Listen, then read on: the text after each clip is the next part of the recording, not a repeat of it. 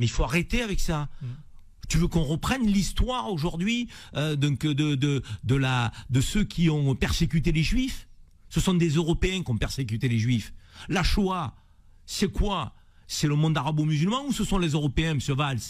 Donc qui aujourd'hui a mis des Juifs dans les trains pour les emmener dans les camps de concentration, dans les chambres à gaz? Qui? Ce sont des arabo-musulmans ou ce sont des Européens? Pour beaucoup qui n'étaient pas musulmans, qui étaient plutôt catholiques. Et d'autres certainement non-croyants, parce qu'on ne peut pas croire en quelque dieu que ce soit pour faire un acte d'une ignominie pareille. Donc à un moment donné, ça suffit quoi. Il y en a marre de se laisser insulter. Je veux dire, dans l'histoire de l'humanité, les Juifs ont souvent été protégés par les musulmans. Souvent, oui. Quand ils ont été chassés d'Europe, qu'il y avait des pogroms, qu'il y avait la chasse aux Juifs, la haine du Juif.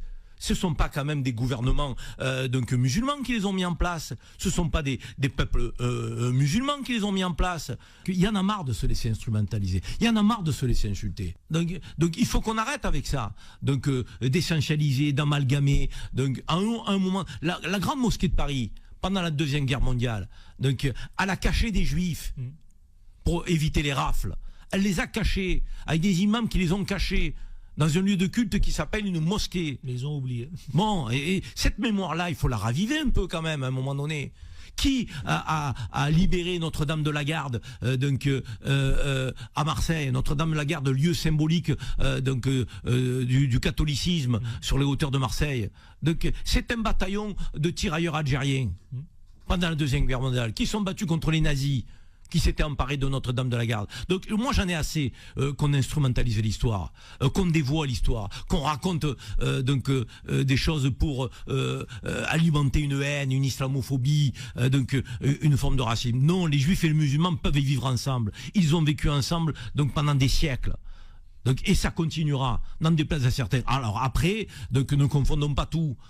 On peut vivre ensemble, on peut être frères, il n'y a aucun problème avec ça. Mais ça ne nous empêche pas de critiquer le gouvernement d'extrême droite messianique d'Israël. Et quand on critique le gouvernement d'extrême droite messianique d'Israël, on n'est pas antisémite, on n'est pas contre les Juifs, on est contre une politique qui est menée, qui est une politique de colonisation, d'expropriation, d'éradication d'un peuple, qui est en train de subir un génocide. Voilà ce que nous combattons. Mais en aucun cas, c'est le Juif parce qu'il est Juif. Ça ne serait pas acceptable. Et vous auriez les musulmans au premier rang de ce combat.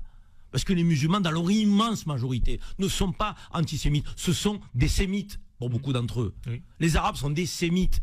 Comment peuvent-ils être antisémites alors que ce sont des sémites dans la définition étymologique du terme? Donc voilà, moi j'en ai assez. Les Valls, les Retailleau, ils devraient se taire un petit peu. Retailleau fait que parler, donc il ferait mieux d'agir. J'en ai assez, moi, sans arrêt de voir ces gens-là gesticuler, aller devant les caméras, ils ont besoin de lumière, ils adorent faire des interviews, aller sur les plateaux télé. Travaillez, messieurs. Vous êtes ministre de la République pour travailler, pour obtenir des résultats, pour agir, pas pour réagir.